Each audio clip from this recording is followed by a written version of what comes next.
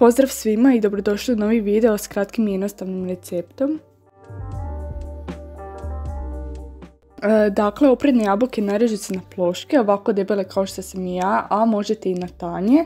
S obzirom da sam ovo radila po prvi puta, narezala sam samo 4 jabuke pa mi je sve skupa ispalo 17 komada, to jest nepune 2 kastrole. Vjerojatno bi 5-6 jabuka bila optimalna količina za to, što zapravo i preporučam jer je jednostavno za napraviti, a brzo nestane, brzo se pojede.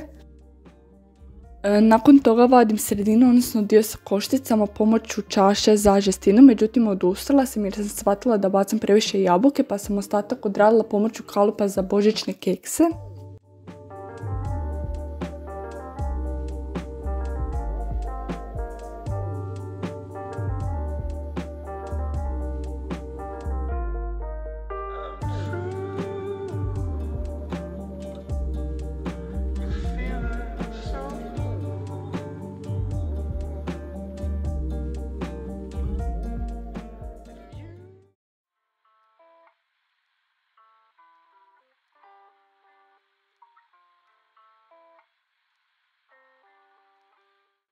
Tanko razvaljeno lisnato tijesto nareže se na 14 traka otprilike istih veličina.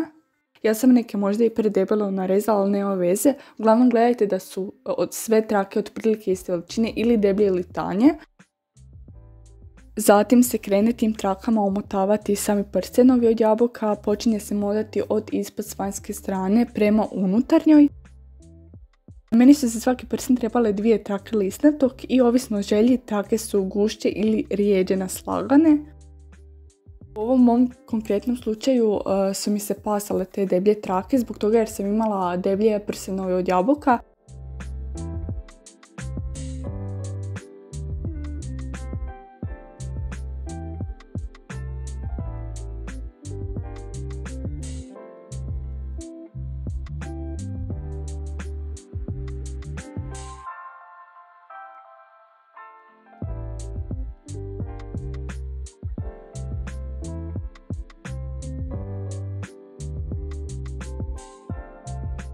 Prije pečenja namažu se jajem i pospu samo šećerom ili kao što sam ja napravila šećerom i cimetom.